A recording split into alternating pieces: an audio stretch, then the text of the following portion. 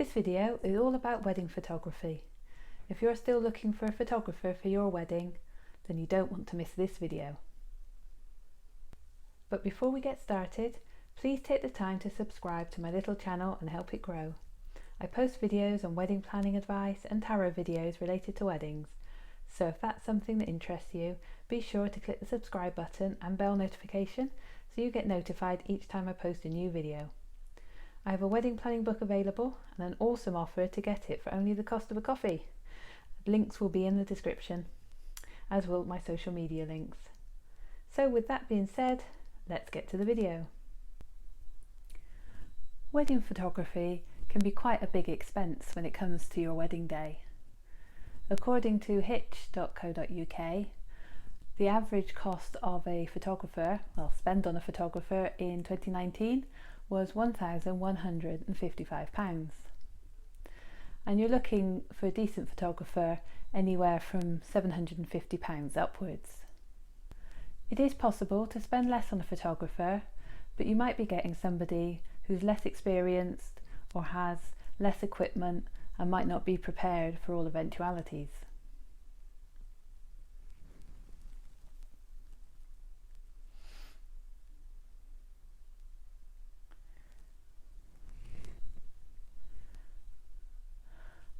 A way of saving some money on a photographer could be just to hire them for a small part of your wedding day. For example, just the ceremony and some group shots afterward. Remember that a good chunk of the photographer's time is spent after the wedding in post-production, getting all your photos edited and ready for you. Some photographers will take longer than others to do this part, so do check your contract to see how long it would take to get your photographs. When I got married, we hired our photographer just to do the ceremony, some group shots, some posed photos, for example, mock cutting the cake, and then he did some reportage style photos during the drinks reception, and then he was gone before the wedding reception. This meant that he was only there for a few hours. It was also pre-digital, so we were only getting 30 photos. Unlike the hundreds that you can get nowadays with everything being digital. It is absolutely fine to hire a photographer who's at the start of their career or who wants to get experience, as long as you know that this is the case. Everyone needs to start somewhere. So, what type of photographers can you get? You'll have seen different statements like traditional or reportage or photojournalism, artistic. So what do these all mean when it comes to a photographer? So the traditional photographer, as you might expect, is somebody who will take all the traditional shots. You'll have lots of group shots, lots of post photos, everything will be done perfectly, but this can take a lot of time. You'll probably need to dedicate one of your members of your wedding party to act as a runner to collect people for various group shot photos. And do remember that these kind of photographers can often run over their time, so they do need to be kept to time because quite often there's a caterer waiting for you all to get back from your group shots. Photojournalism or reportage style photographs. Now these are the ones where the photographer will go around the wedding and the wedding guests and will take lots of kind of candid shots of people chatting, laughing, kids playing, lots of reactions to events that are happening. So yeah, they probably won't do loads of pose shots, but obviously if you've only got the one photographer, they will do the photos you like, but they won't spend ages lining everybody up into different group shots. They'll just be wandering around and documenting the day for you, and you'll see so many things that you just didn't know happened on your wedding day because they'll be capturing all these little moments. Yeah, it's a really nice way of documenting your wedding day. Now the photographic artist. Now this sort of photographer will rarely take anything traditional. All the photos are very artfully staged, lots of kind of dramatic elements with different light effects. And I've done one wedding as a photographer that I really like, Toast of Leeds, and I've worked with her a couple of times at weddings, and she'll have her assistant running around behind waving torches to capture all these different light effects. It's really dramatic photos, but they are fabulous. But they're obviously complete opposite end to traditional photography. They'll often work in black and white with lots of artistry and special effects. And these photos are always full of drama. I always think it's best to mix traditional with the kind of photojournalism style, because you do want to make sure you've got photos of everybody.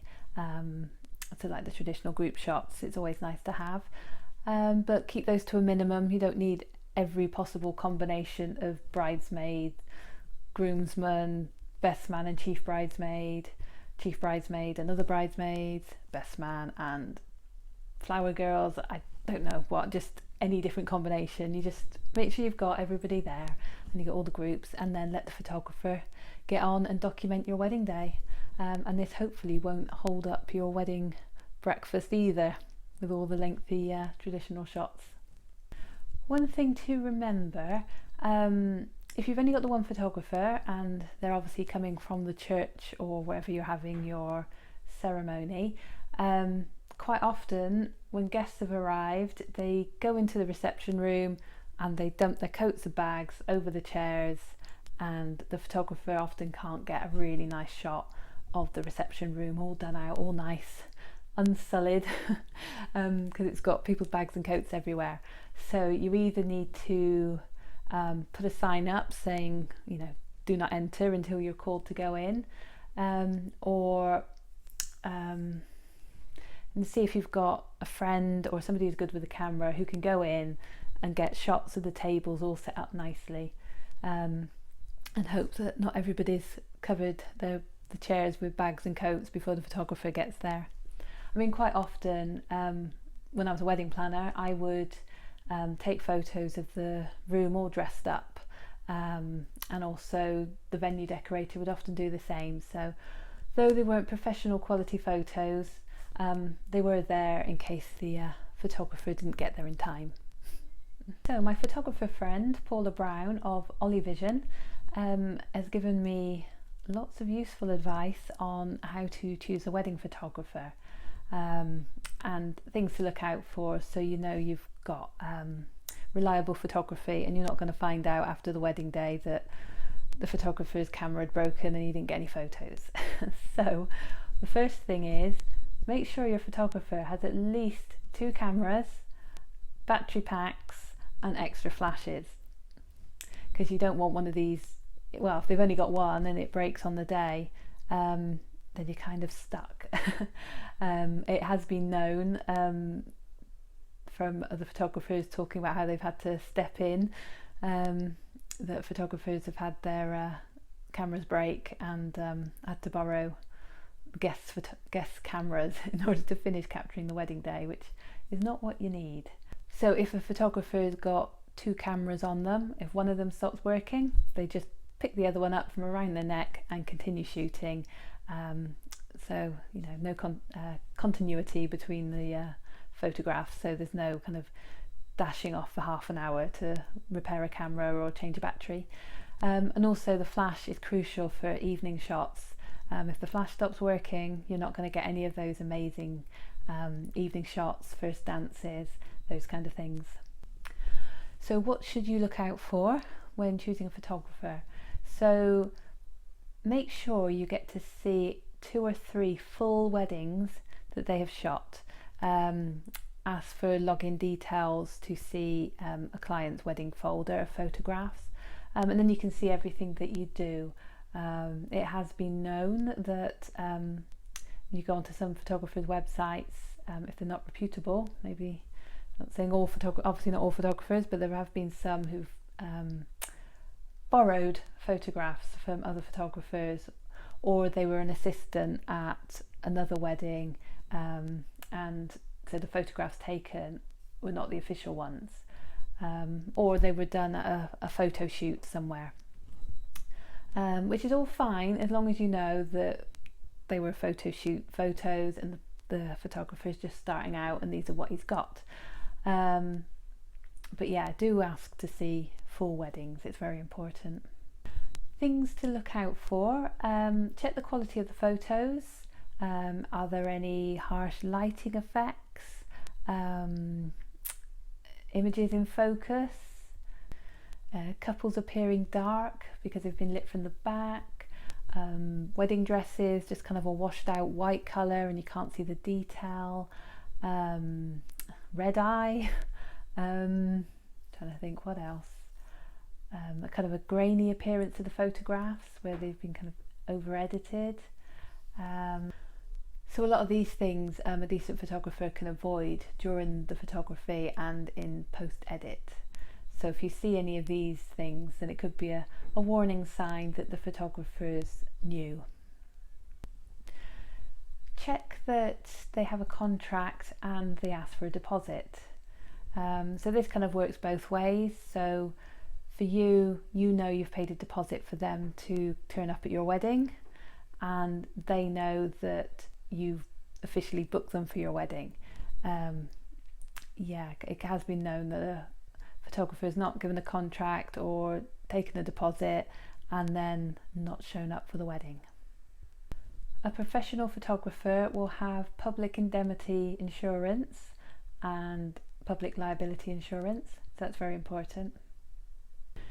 And remember that a professional photographer makes their living from being a photographer, so they're going to charge professional rates because it's their livelihood.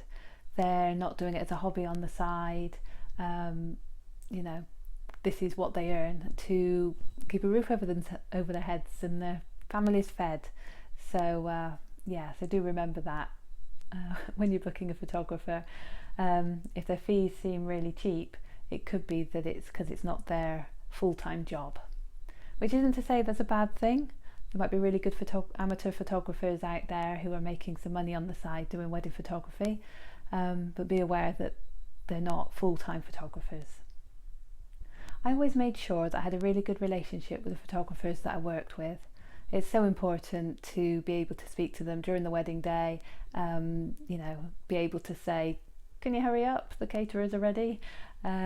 Or they call you to say the ceremony's over, we've done the photographs, we're on our way to the reception venue, which is now always nice as the wedding planner to get a heads up that everyone's descending on you and you can get the drinks poured ready for the drinks reception because you know that everybody's going to be arriving soon.